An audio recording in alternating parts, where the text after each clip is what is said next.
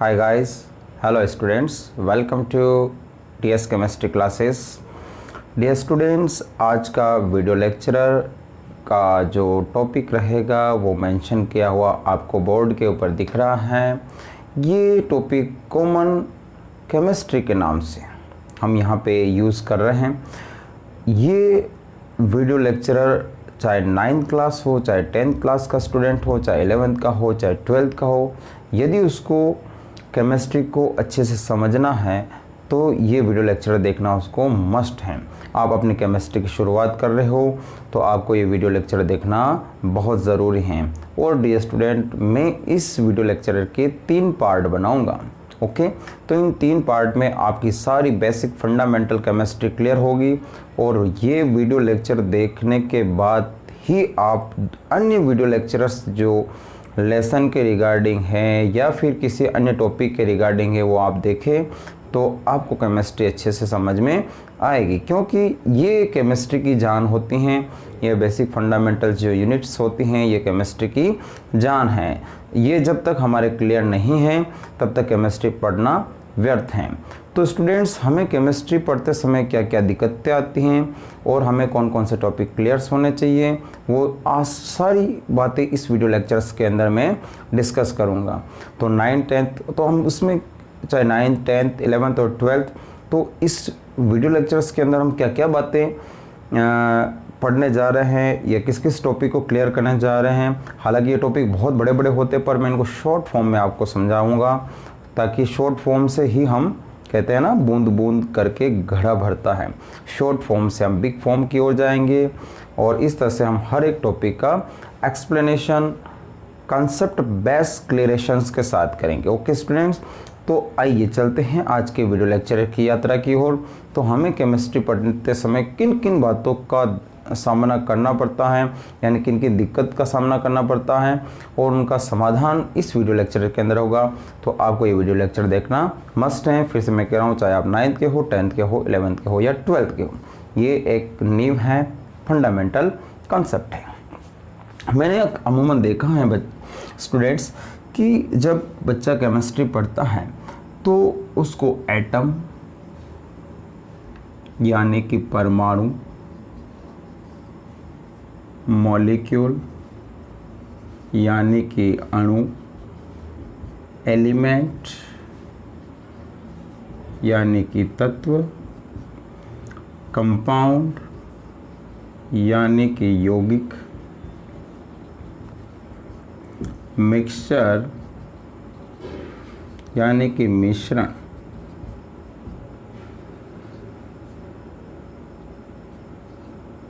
ये definition clear नहीं होती। जब तक ये डेफिनेशन क्लियर नहीं है, आप सबका केमिस्ट्री पढ़ना, मेरा केमिस्ट्री पढ़ना बेकार है, जब तक हमें इनके बारे में बेसिक नॉलेज प्रोवाइड नहीं है। इसके अलावा अब चलते हैं मेन पार्ट के ऊपर। अगर हमें एटम्स का नॉलेज है तो हमारे सामने फिर या इन चीज़ों का नॉलेज है, तो अब केमिस्ट्री के सेकंड स्टेप्स पे जो हमें दिक्कत आती है वो कौन सी दिक्कत आती हैं? परमाणु क्रमांक संख्या यानी कि एटॉमिक सीरियल नंबर क्या होते हैं, इलेक्ट्रॉनिक विन्यास कैसे लिखा जाता है, इलेक्ट्रॉनिक विन्यास कैसे लिखा जाएगा, इंग्लिश में इसको बोलेंगे electronic configuration. Okay,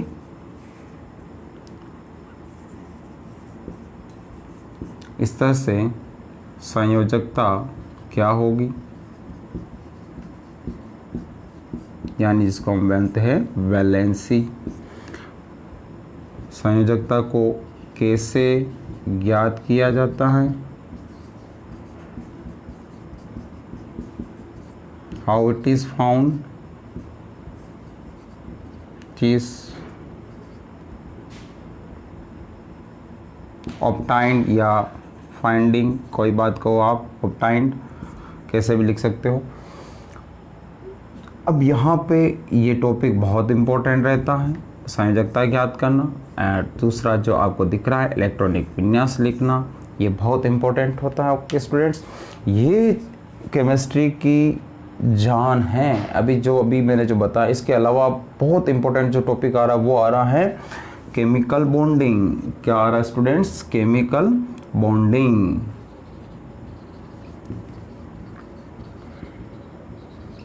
very important, यानी कि इसको बोलते हैं रासायनिक आबंधन। रासायनिक आबंधन बहुत इंपॉर्टेंट बात।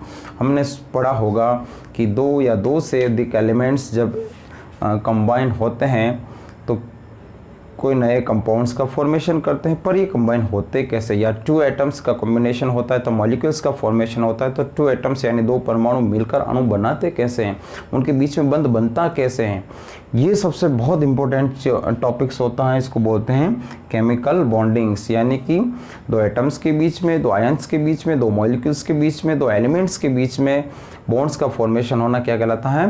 केमिकल बॉन्डिंग कहलाता है। बट ये फॉर्मेशन होता कैसे है और बॉन्ड किस तरह से one plus two another plus transfer भी होते हैं, जिसको हम रेजोनेंस कहते हैं। तो रेजोनेंस जो कहते हैं, यानी कि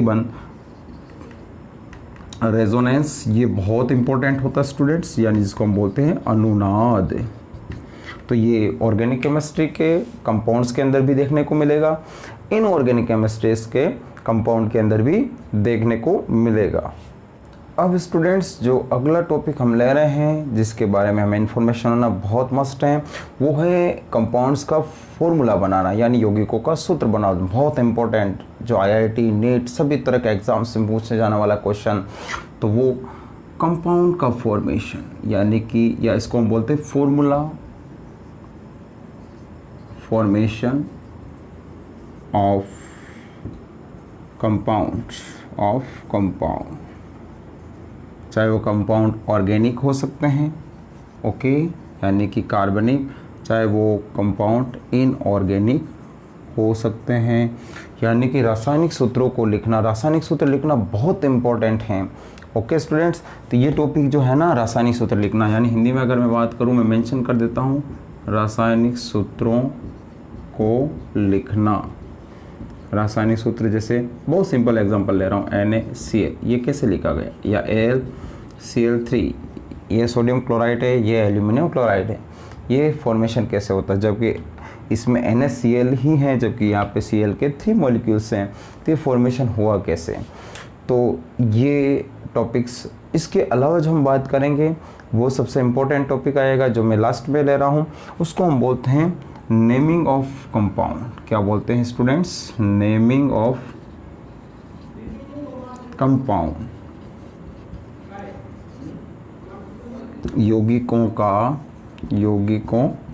का नामकरण। बहुत इंपॉर्टेंट टॉपिक। अब यौगिकों का नामकरण कैसे किया जाता है आप जानते हो। वैसे तो नामकरण की IUPAC पद्धति होती है ऑर्गेनिक कंपाउंड्स के अंदर, और इनऑर्गेनिक कंपाउंड्स में भी होती हैं।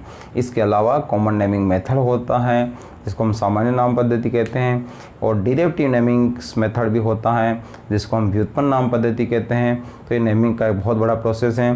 तो ये सारी चीज़ें जब तक हमारे क्लियर नहीं होगी, केमिस्ट्री पढ़ना व्यर्थ है। और अब जाते जाते इन सब का भी जो मैं कह सकता हूँ बाप है, वो हमें मस्ट रिमाइंड होना चाहिए, वो केमिस्ट्री की जान है। तो वो कौन सा है? Periodic table.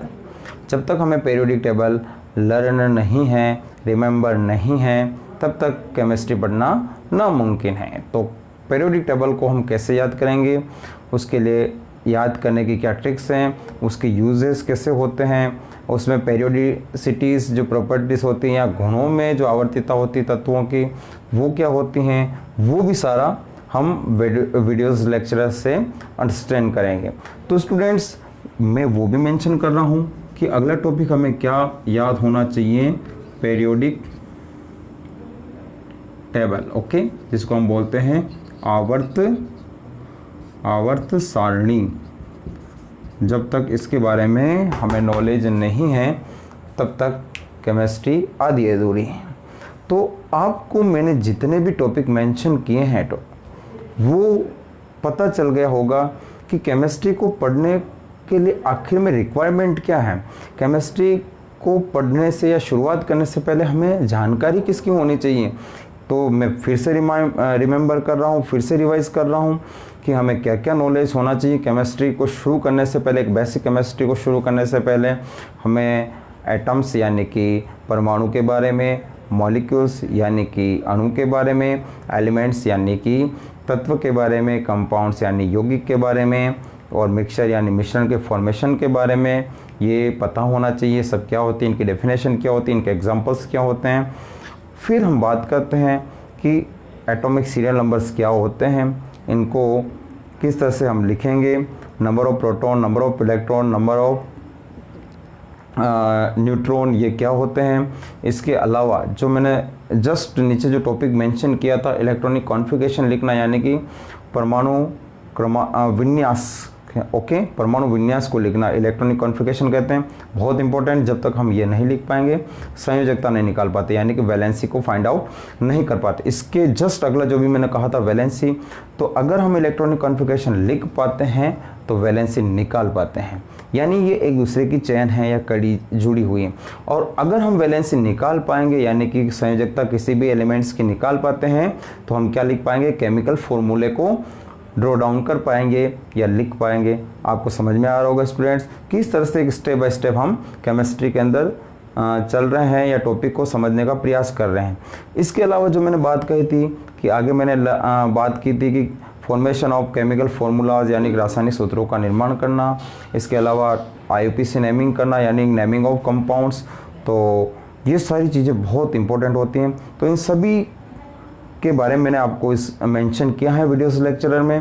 तो आपको एक शुरुआत करने की जो माइंड के अंदर नेसेसरी चीज़ें होती हैं कि भाई आखिर में मैं केमिस्ट्री को स्टार्ट करूं तो करूं कैसे, तो उसके लिए शुरू करने के लिए हमें किन टॉपिक्स का क्लियर होना ज़रूरी है, वो सारी चीज़ें मैंने इस वीडियो लेक्चर में आपको बताई हैं।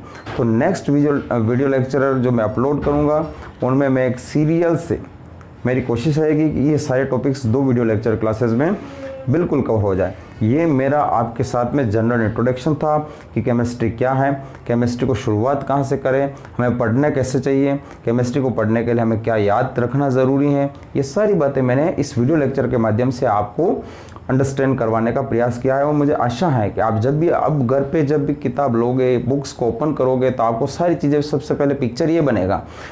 तो जाते जाते मैं आपको जो बताना चाहता हूँ, सबसे पहले आप पीरियोडिक टेबल को लर्न करें। पीरियोडिक टेबल लर्न होगा, उसके बाद में हम आगे की यात्रा को स्टार्ट करेंगे। तो जो नेक्स्ट वीडियो लेक्चरर यानी कि इसके जस्ट मैं अगले वाला वीडियो लेक्चरर अपलोड करने वाला हूँ, तो मैं पीरियोडिक टेबल का ही अपलोड करूँगा। पर उससे पहले मैं एटम्स और मॉलिक्यूल्स, एलिमेंट्स के बारे में, हालांकि वो सारी चीज़ें उसमें आ जाएगी, पीरियोडिक टेबल में सारी चीज़ें क्लियर हो जाएगी।